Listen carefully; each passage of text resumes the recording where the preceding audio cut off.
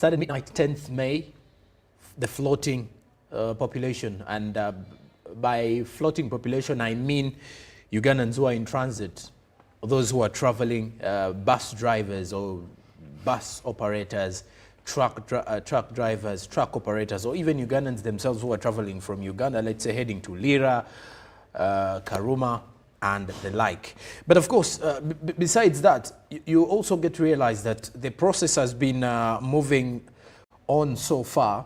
Various situations have actually arisen in regards to the concerns and how the exercise is ongoing, but nonetheless, we continue to move on with the population census of this year, 2024. And as we continue, you get to realize it's the first census where we have the digital kind of encryption within it, because tabs are being used to look out for information and record the information by enumerators. But of course, there are many concerns around the same tabs that were being used, especially on day one. But here we are, day 4 of the population census, as we continue to dig and dive deeper into understanding what is happening on ground and a way of it. Joining me this morning in studio is a Global Peace Ambassador. It is Mr. Milton Kambura, who fortunately has already been counted, by the way. So I think he is going to be giving us a very huge chance of understanding what is happening with the population census or the enumeration process in Uganda. Very good morning, Mr. Milton, and thank you for joining us here. Good morning. Our viewers, I want to say thank you for really having been peaceful. Majority of the Ugandans welcomed our enumerators, but very importantly is that people respected the public holiday of the census. It's very credible that people listen to the government. You can measure from how the city was. So it was a public holiday. There was limited operations in the Kampala capital city because people had gone back to their homes until today. So there is a lot of jam. So we thank you, Ugandans. Census is very important to us as Uganda for planning, but also for informing and guiding each one of us on the spectrum of socio-economic transformation, but also Vision 2040. It guides SDG, how far we have gone. It will guide funders. It will guide everybody, including yourself, so that you know how to now enter business. Who are your customers? How many Ugandans? How many are the youth? How many are women? You know, how many people are paying tax? What is the improved living conditions? So that data does not only help government, but you also, who want to also open up a business. You need to know what are the indicators of those areas that are profitable, what are those areas that you think, so kasavu kanyama. Okay, kasavu kanyama indeed, like you've mentioned. We're talking about the population census. What has been your observation so far? 10 years down the road, preparations aside, but we have a population census in 2024. And, well, some Ugandans, not the majority, but of course some Ugandans have already been counted, and the enumeration process is on till the 19th of May. But what have been your observations from the same? I must say, largely, it has gone well, although the first day was not really a good report. The report that we have shows that the first day lacked planning from Uganda Bureau of Statistics. So next time we got to improve, because the first day, the American says first impression is everything.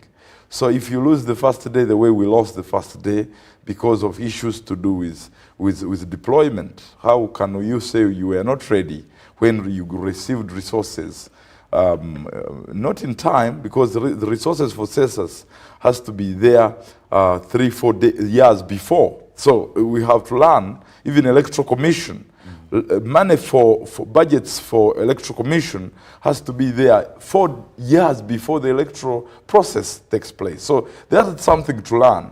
So the first day we lost it, the whole first day, half of the day. Then majority of the districts really stabilized at around 2 p.m.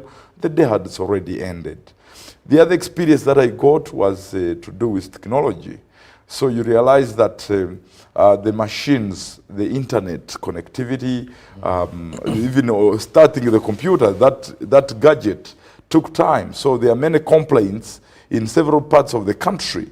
For example, Bukedia, we have Kapliobong, we have Guru, these are the same issues. Bukwe, we have Alibatong.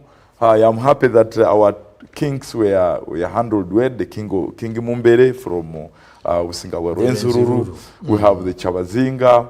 Their stories came out this morning. It was a very successful, and even the president. And I liked these enumerators this time. They were not accepting food. And I thank you, Uganda Bureau of Statistics, that you're able to prepare them. Because some years back, in the other process, they were being poisoned.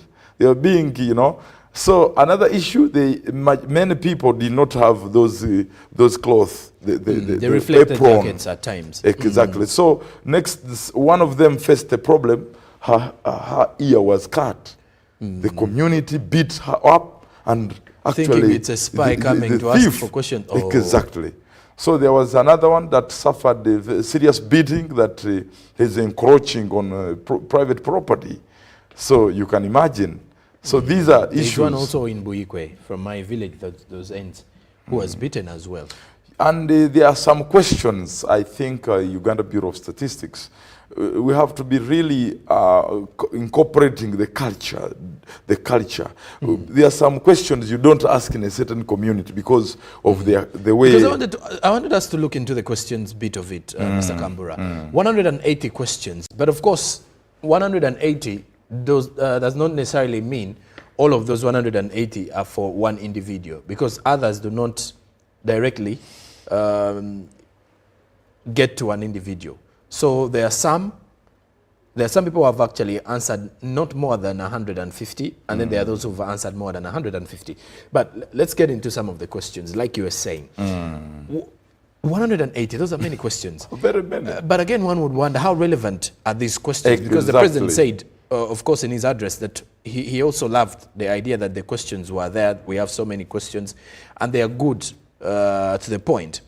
On your side, looking at it, what are some of those questions that you feel were way overboard and maybe they would have looked out for other options? As a researcher, I'm a very good consultant in research. There are some questions, you can just pick 5 questions representing over 100 thematic areas that you are looking at. And the indicators will be positive to resonate with the Vision 2040, with the SDGs. Those 5 questions can give you indicators on socio-economic transformation. What are you digging? If you ask, how many times do you go to the toilet, for example? How do you ask me that question? How do you ask a citizen of Uganda? You have very limited time. You have possibly 2 minutes per household, 2 minutes. And you're asking such a kind of question.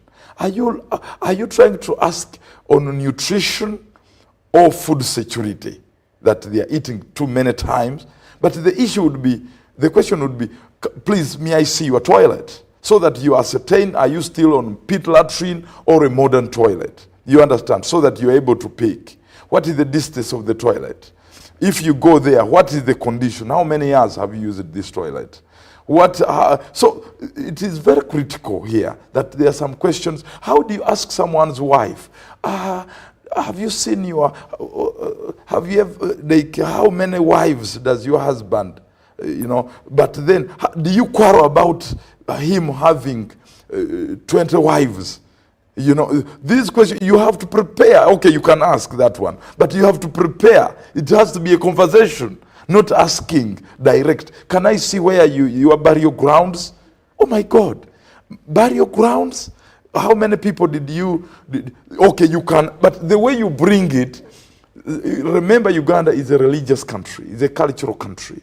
And so some people were beaten, we are completely beaten. You find someone is a Muslim community, you see that these are Muslims, and you ask, how many times do you eat pork Oh my God, this is why some people are being beaten. They did not listen to some of the concepts. And because of time, you can see the house. I was asked a question. Is your house tiled? Already you see the house is tiled. Is it, another question, is it having mategura? The mategura. Already you see the house is iron sheets. So there are some visible evidences. You just note, you just take, because you have 2 minutes. So now they are asking for another extra day. So another thing that I observed is that majority of these were young people, and it was good. Young people were deployed, but some were not oriented well on the really research protocols, because this census is about research. You have to empower these young people with research protocols, research language, indicators. You can ask, oh, what is your monthly salary? How much do you save? Those 2 questions are enough, not going into details. Now, when you save, now this salary, there are certain questions you go into personal. You avoid, how many times do you use condoms? That is good, but you cannot ask again and say, on your wife, on your, do you pay you man, and in front of a wife, do you have a tendency of going to the street and buying a prostitute? Someone was beaten in Buyala. Because they're asking accurate information. Why do you hide that information? You know, they want accurate information. You have to share. In front of my wife, you don't ask that. Of course, out of 100 people, you will get just 0 results. You're wasting government resources. So why are you asking this? Maybe if you find a single, then maybe you can ask a single man. But in front of his children, grandchildren. And they're listening to their father. Now, another or their issue was the language barrier. Okay. Someone said, please, language. How many wives do you have? And the man says, I got 5 wives. I got 1. And the language, some guys were putting in American language. And so somehow we got to now deploy beyond this English. Okay. We have also to deploy that our traditional languages must be used. And we deploy young people who are friendly with those languages in different communities. Milton, when you look at the reception that some of the enumerators have received from the Ugandans they've been visiting, one would wonder, has it been a deliberate kind of approach that the Ugandans have chosen not to welcome these people in their houses? Because there are some Ugandans who have been very open. You've shared something to do with someone being beaten for trespass. You know, that element alone tells you a lot about the other individual who's welcoming them, and how willing are they to give information to the government for the enumeration to continue. Do you think that is also something that is limiting the enumerators from continuing with their duties? Naturally, I have to really thank Ugandans. 90% and plus, they are very well, they are receptive. They are welcoming. It's a part of our culture. And so I have not seen that, and indicators show that Ugandans are welcoming people. And that's why when the president gave instruction during COVID that we're shutting down the country, no one really opposed that. And they also respect leaders. These are good indicators. They are picking it up. But our enumerators, these people are not smart enough. Some of them are not smart enough to really be humble. Someone is being recruited, is on the front line, but he behaves like a military man. So I think it is also true that we have a mix of military soldiers and some of these people from intelligence that were able to be mixed up with our people. So the perspective of handling the way they get data from us is militaristic. Someone asks you, has not asked you, has not greeted you. Sir, how much is your salary? Has not even greeted. Oh my God, first with a greeting. Hello, how are you? How are you, mommy? Please, I'm so and so. Some people can even get aprons if some of them can fake, and they are thieves. There are 2 houses that were broken into. Some people report, that's a report that we are reading. See, so thieves can mix. So you first introduce yourself with a good smile and say, hello children, how are you? So we are here to conduct a government census. It's official, it's legal. You need to do that, legal. This is my national ID. And another problem, in contracts, we are not there. Majority of the people, we are complaining. I'm reading in the newspapers why some people are beaten. People know the law now.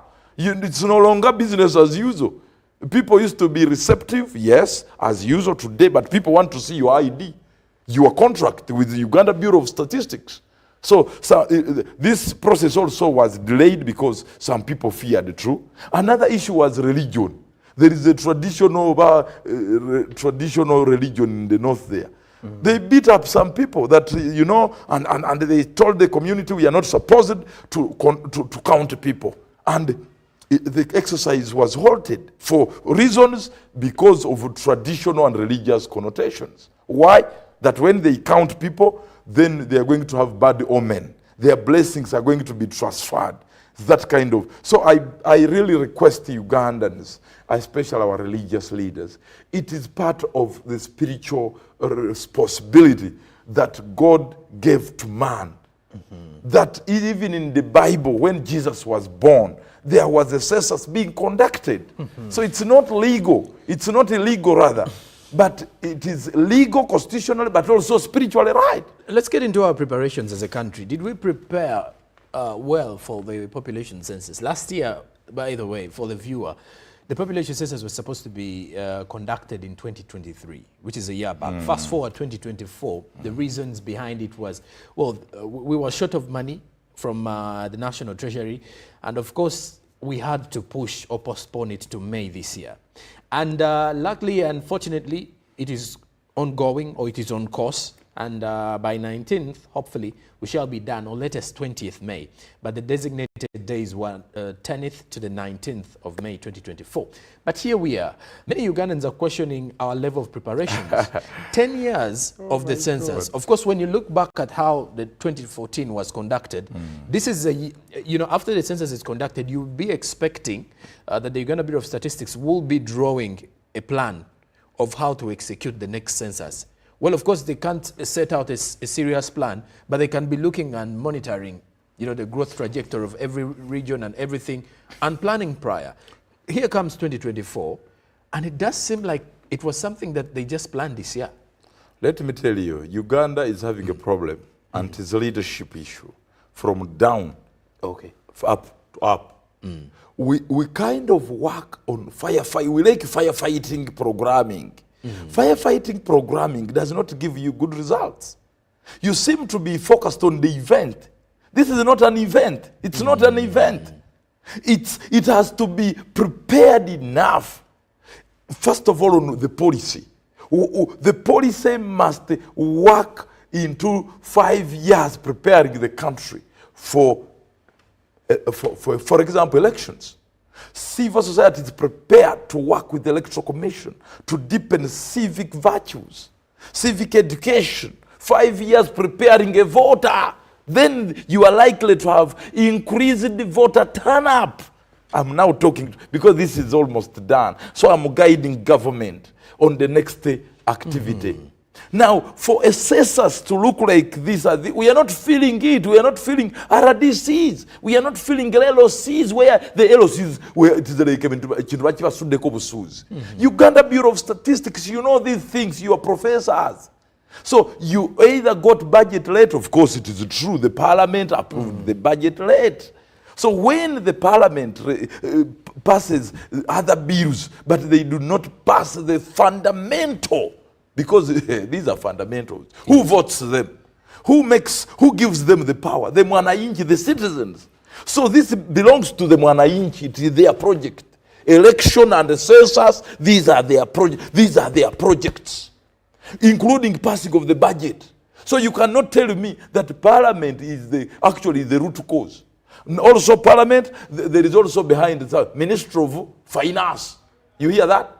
These are stakeholders. Why would you release money for census just a few months towards the census? What are you trying? This is a coup. This is a coup to the people. You are usurping the power of Ugandans. Because a census is not just for government. It's also, it belongs to us. We want to know, each Ugandan need to know how many Ugandans are we. So that everyone knows that in Uganda we have 60 million Ugandans. So that now we plan, for example. So I feel that this census was ill prepared. It came, the budget came late, recruitment of staff came late, capacity building was done even while actually doing the work. These were not professionally trained. Younger people who can even see them in the community. You ask them the 4 thematic research questions. I asked them to test. They cannot even answer one. I asked a girl, I said, what are you looking at? They cannot even answer. The machine is the one guiding, which is okay, digitized. But this woman, or lady, or girl, or boy who's asking must be directing a conversation to the one, to us. How many children, sir? That question must be driving to another big question, which does not go into manya personal, ogula kondomu, but ogula kondomu. Man, that one can come to, but these first 3 questions must be driving into socio-economic transformation, Vision 2040, it must be SDGs, feeding in those big macro strategic plan. We have had a strategic plan. These answers must be going to help us to now feed the National Planning Authority to do with how far we have gone with our strategic plan of 40 years. But with the indicators, ill-planned, capacity building was limited. The last one, technology. The technology was tested in the field. How do you do that? Machines were supposed to be tested. 3 months testing, 3 months. Procurement, where are you people? Procurement. You procure PPDA, the PPDA Act is there. But you have to loop it early. So when money is given late, you are likely to procure late. Then procurement rate makes it hard to test it early. You understand? Yes, so machines were tested on people in the field. They gone. Had it reach areas. How can you conduct a census, a national census, when you have not mapped Uganda very well? That this is a hard to reach area, so we need to deploy early enough. So on first day, if it was necessary, was to first of all deploy the hard to reach what? Area. So that indicators start coming at the headquarters. At the time we reach, now that's why they're asking for an extra day. Do you know the asking you are making of an extra day means on Uganda's economy? Because the whole country is shut down. So because of mistakes of these unexperienced staff, some of them in different departments, they don't consult us, engineers of scholarly research. You know, they are supposed to ask Makerere University. They are supposed to go to Makerere, Mubus there, Nkumba. All of these professors in research must take this one. Where professors in research are on computers, radio calls are running, the UPDF. We want to see UPDF. UPDF is good, by the way. If we had used UPDF, they can even use their infrastructure. Yes. Even Uganda police. LC1 was not prepared, my brother, I'm here. I'm talking on what we call National Broadcasting Corporation. Mr. President, you are LC1s, you are representatives in each village. We are not prepared well. Because it says this is their project. Because what happens if you do a national program like this, LC1 is the boss. Because literally, should anything happen, they are the ones to answer to the citizens. They, you know, after all, they have even rough figures. So that in the middle of between 10 years, between 5 years and 10 years, if we don't have a budget, for example, do you know they can do what we call preliminary census activity for us? But they must be involved from day one. 2024, we were empowered. We worked with the National Bureau of Statistics, and these were the infrastructure that they gave us. Then you leave that infrastructure, they are the ones who know the dead, the ones who marry, the ones who divorce, they are the ones who know who sells which land, they are the ones who know how many births in the community. So somehow, even to prevent us to use excessive budgets, we need to work with these stakeholders, the LC1. These, and for elections coming, these are the giants, these are the bosses in the community. Now they call them, hello, LC1, I am here. I am stuck in this junction. You hear the enumerators are stuck. They even get the number. What is the number of the LC1? Oh my God, Uganda Bureau of Statistics is a preliminary baseline. You need to know you actually conference for all LC1s before a census is conducted. RDCs. But these people, there was even no budget. Others are even switching off the phone. They say, I have no fuel. Of course, he's right. He has fuel from the office of the president to do certain security. This one is for security. There was no money for census. So where did our money go? If we did not feed it on the operations of LC1s, RDCs, these cows, even that name is not a good one, cow. They should look like, when you say cow. These are so somehow, the chief administrative officers. Yes, sometimes we are abbreviated. But the religious leaders were not prepared well. Where are they? It is good that Interreligious Council voluntarily, it is actually them, at last minute, who said, but I really feel 3 years before, religious leaders must be prepared, we need to invest in them, so that it becomes the issue and the message in the church, in the mosque. 3 years preparing people. Then the kings.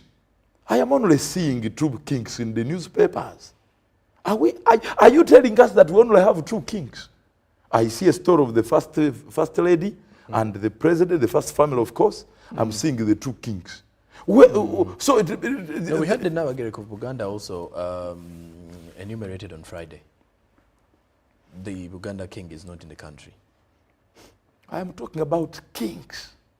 Nabagirika is Nabagirika. I'm talking about kings. Why the king is not part the of... The king has never been absent in African culture. Do you hear what I'm talking about?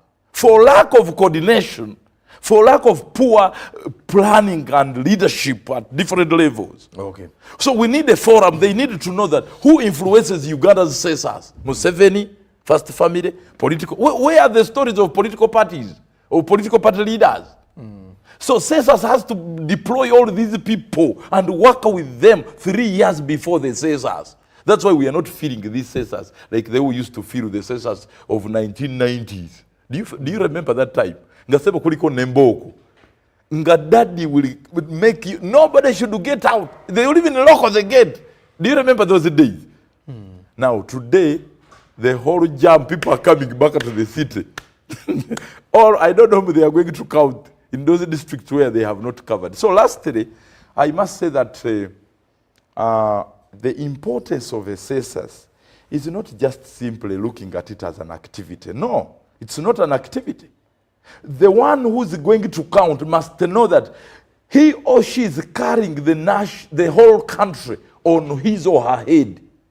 That is one. Because you must take a high level of ownership. Because the activity you are conducting is life and death. Why am I saying this? Is that you are the one going to guide the next phase of transformation in the country. Okay. So here you recruit a drunkard. You recruit a drunkard. You employ someone because he has depression. Here he's asking calls on his head. Those are the boys there you are deploying. Money and we are conducting a national program. When we do return after the break, I want us to also look into the enumerators question and try to understand what the enumerators, because you've mentioned the fact that it does seem like their preparation wasn't on point as well in regards to the enumerators, and then what should be done. Now, we have also 10 years away from now when we are likely to be having our next population census. The question is, how ready will we be during the next count? Have we picked, or are we picking lessons from the current census? More of that conversation will be coming along after the break. I'm still here with Milton Kambura. Stick around. Good morning. Live from UBC Studios in Kampala, This is Good Morning Uganda Extra.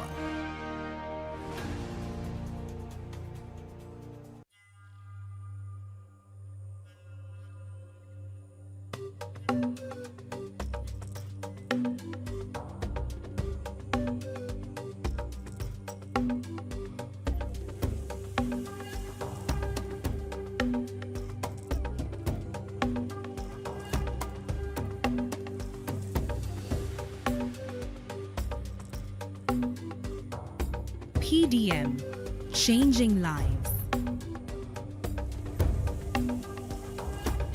Once upon a time, there lived identical twins who gave birth to beautiful princes and princesses. Their mothers give their babies' bodies a lot of care by applying on their skin with baby junior jelly. Though dried their chariots and everyone would admire their glowing skin. Fun fact, Baby Junior prevents diaper rash, dry and sensitive Moms skin. all over Africa love baby junior jelly. Baby soothes the skin. No more worries anymore. Boo, boo, boo, boo, boo. Baby junior. Baby Junior.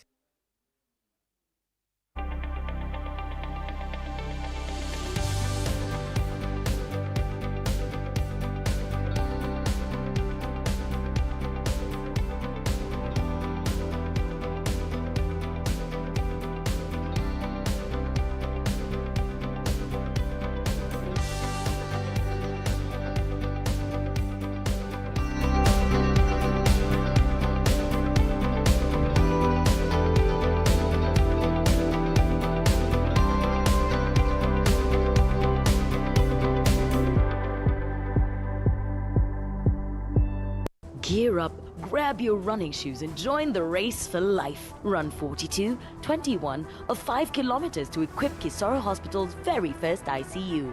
Then, after the finish line, groove all night at the ultimate dance showdown with DJs and performers from Uganda and Kigali. Secure your sport at virungamountainmarathon.org and be a part of history. Save the date, June 1st, 2024 at Shaza Ground, Kisoro Town. Race for a cause. Run for life. Juko. Yo. Check the shopping, man. What's your secret? Haven't you heard of the parish development model PDM? Yes, I did, but I thought it was just a talk. No, it is real. I and a few friends together formed a circle, accessed money from the PDM, invested in a portrait project, and now things are moving. Juko. I thought I was one of your friends. You are. But you left me behind. I didn't leave you in poverty. What you do, just visit your LC2 chairperson and your parish chief and start the process of economic transformation. Just like that. The parish development model is an initiative from the government of Uganda through the Ministry of Local Government designed to transform all lives of Ugandans for the better. PDM, my parish, my development, my life.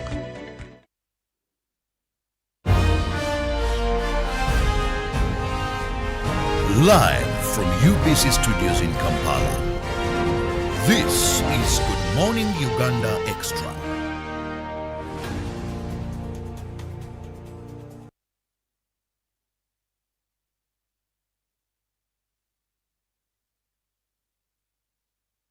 Good to have your company this morning for the UBC Good Morning Uganda Extra. We are in here once more to have our conversation rotating around the National Population and Housing Census 2024. The Uganda Bureau of Statistics is responsible for the same, and we as Ugandans are highly responsible for the information we're supposed to be giving out. That means it's supposed to be accurate to the dot, to ensure that if we are to look at the further planning and the future projection of the next 10 years, the government can plan according to what was received or what was revealed during this entire enumeration process. Milton Kambura, who is a Global Peace Ambassador, he's also the president of, I'm the president of Global Peace Foundation. Global Peace Foundation, yes. And well, we're still having a conversation rotating around our preparedness, the state of the country with the ongoing population census. Well, and I have to admit, or I will have to admit, that the population census or the enumeration process is picking up.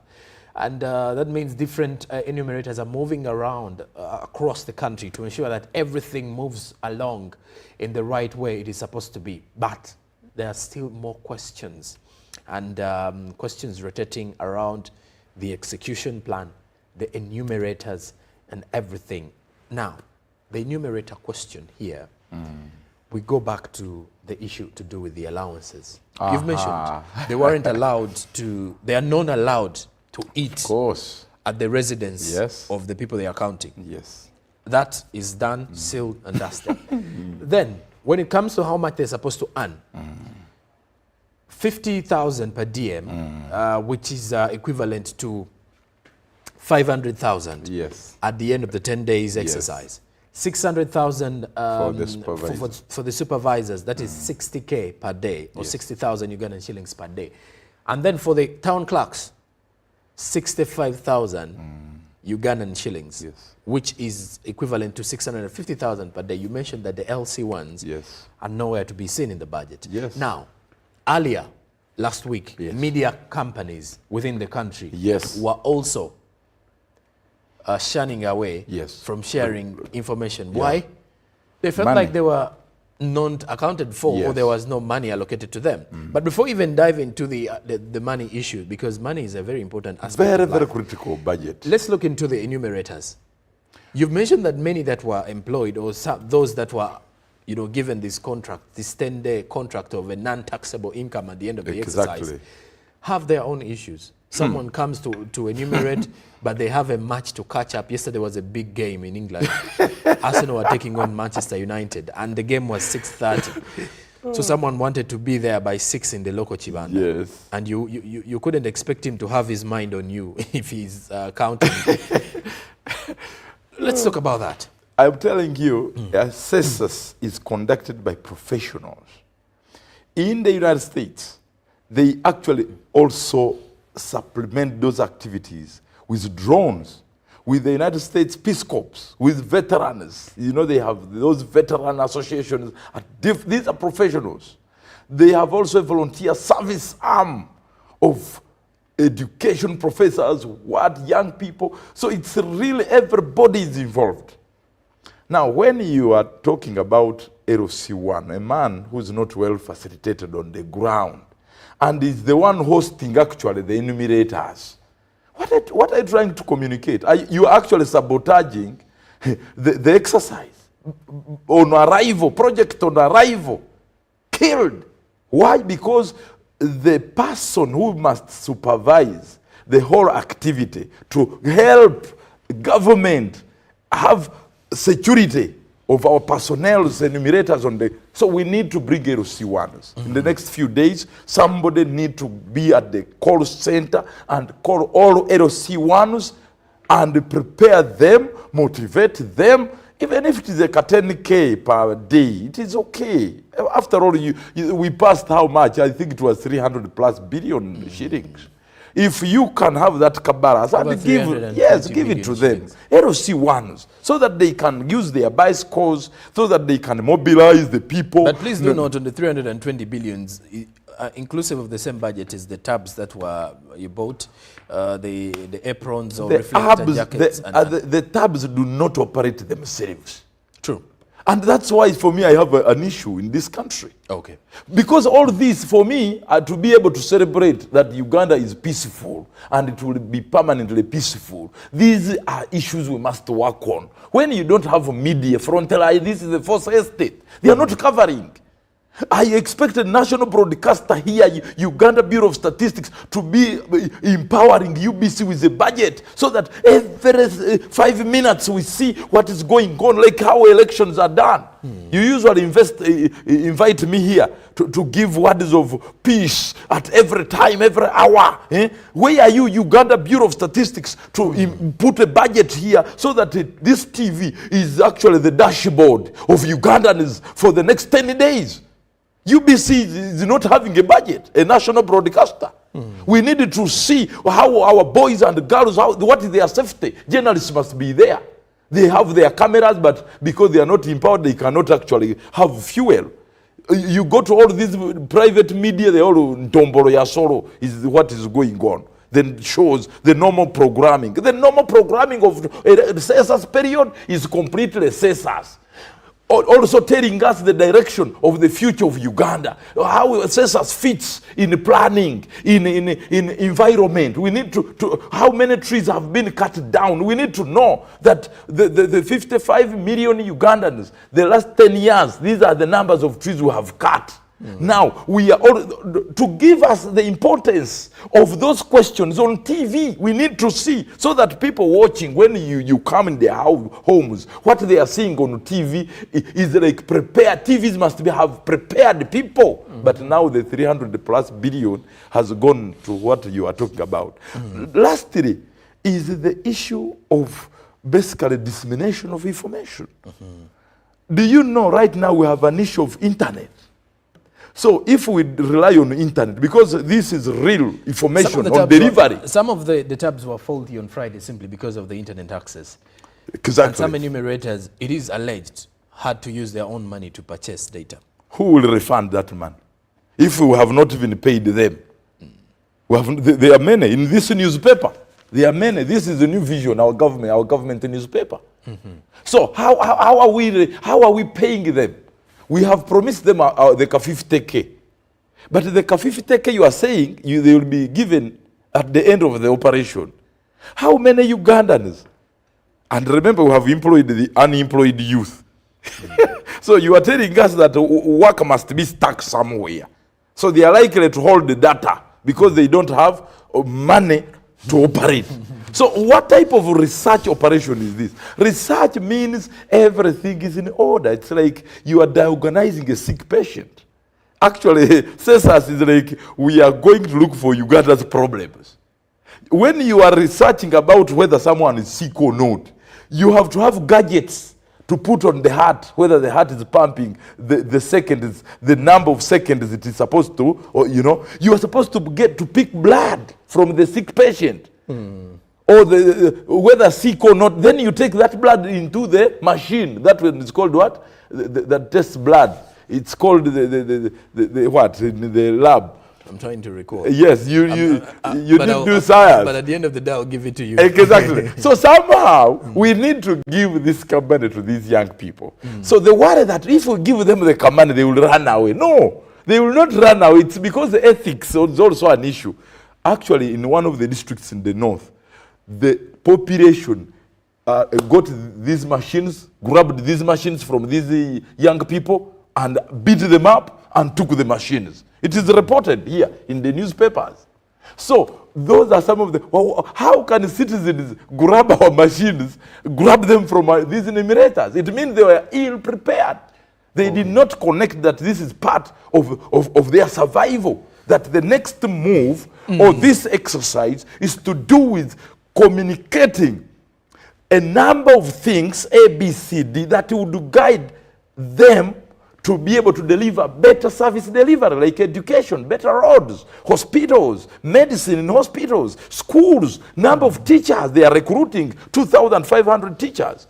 That is communicated from a research point of view that Uganda does not have enough teachers in the following disciplines. Now, so Milton, these people grabbing machines from enumerators means that we didn't do a good job. We didn't prepare people well. Milton, let's now drive the conversation away from that and look into the benefits attached to the census. Why should the Ugandan be counted? Why should the viewer watching us this morning participate in the population census of 2024? My fellow Ugandans, I want to talk to you right now. I want to talk to you humbly, to request you to humble yourself, present yourself to be counted. Why? Because if you are not counted, you cannot ask for services from this government and even future governments. So I humbly beg you that if you're in Kampala right now, you have left your home, please, it's good.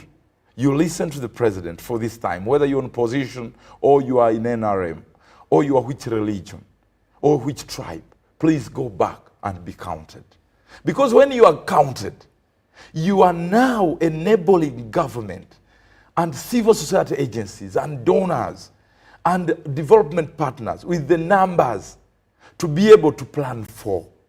So if you are not part of that number, you are missing in that number. You are actually killing Uganda of a future. Because it's this number that guides Parliament what budget is necessary to give to government to construct the road that we need, right from your home to the Kampala capital city. It also guides budget processing of how many water sources, how much electricity, how many schools, how many doctors, how much salary to be able to give to public servants. So when you get sick and you go to a hospital and you find very few doctors to work on us, it means you were not counted. There is what we call rationing. How many people should one doctor treat? That is the ratio. So if you miss, it means you are actually going to make one doctor to treat, to be assigned to many patients. But in this case, you missed. Or if you are counted, you will have guided government to give the right rationing. How many policemen should be on the traffic, on the road? How many security to be able to actually recruit? How many UPDF officials to recruit? So me here, the benefits are in that narrative, that when you are accounted, then government will be accountable. But if you are not counted, don't ask for accountability from government. Because it is from this basis that we can also vote rightly. Why? Because we will now know that we are 100 million Ugandans, but 50% are still poor. Then government will be working day and night so that it doesn't get ashamed. If it fails to deliver, then we vote it out of government. Or we vote these MPs out. We replace them because we base on numbers. How many? Because for right now, if I can use the ratio of roads, we have a deficit of roads to do with we have around 6,000 kilometers, you know. And our demand is around 21,000. Coverage. So the demand of roads in Uganda is 21,000. Can you imagine? We have only worked on 6,000. Now they want to know what is the population growth so that the government can push its priorities right. That omanyi chino chechino kusoka. People now are too many. They need roads. You understand? Then they can maybe lesser the export of maybe condoms. You know, that condom issue came too much in my Buyala community. They almost beat somebody. So what is the family growth, the population growth to do with the environment? How the impact of population growth towards the environment? That now we have to do a quick massage on environmental policy. Maybe we need to now focus on environmental programming and investment. Because we are too many people and we are encroaching on the environment. And we are cutting down trees, the wetlands. Somebody needed to know all of that so that we are realigned as a country to be in the right place, doing the right thing, in the right time. And so, what about the laws? All this counting of people also is going to guide the laws. Mataka. Now, should we have one law on land? Guided. Do we need more districts? It is going to be based on this number. Okay. But now, maybe we can have controls on population. Because now, maybe our country has no capacity to take care of big numbers. No, maybe. So, whatever is going on, if you miss, do not say you are poor. Because now, Emioga, remember Emioga, Parish Development Model. Now, the census is going to give indicators that the 1 trillion shillings we are pumping in parish development model is working or not working. How many people are being elevated from object poverty to middle income economy? by allowing this girl, this boy, or this woman, or this man to come to your home and be counted, you are enabling government's eyes to see the situation you are in. Because no one knows where you are. So this number will say, bana Uganda bwe bati be bakyali mu bwavu. Therefore, tetuba taxinga maybe omusolo gwe tubajjako tugukendeeze. Okategedako. So, I mean, if you are not counted, don't cry for high taxes. Don't cry the high increase in tax. Because you are not counted. So if you are poor and you are not counted, you are even more, you need to be beat. Actually, it should be a crime. Okay. Because omwavu balina okubalinda joli so that government ekuyambe okukujja mu bwavu. Well, one of the viewers saying they haven't reached at my home. The census guys, good morning. Thank you. Good morning to you as well. Well, for those of you who have not yet been counted, please be patient. The enumerators are coming your side. So anytime from now, they will be able to reach you out. And of course, we shall be able to know whether they've reached the entire country by end of 19th May. I've been having Milton Kambura, a Global Peace Ambassador, who has been with us here, sharing with us his observation, concerns of the people, and of course looking at what next should we do as a country in regards to preparation for the next population census, hopefully 2034. You've been watching UBC Good Morning Uganda Extra. I am Joram Paul Sonko. We shall surely catch you tomorrow from 6:30 a.m. till this exact hour here, as we're left with only 5 minutes to the hour of 10. Have yourself a productive day. Remember to participate in Census 2024. Good morning.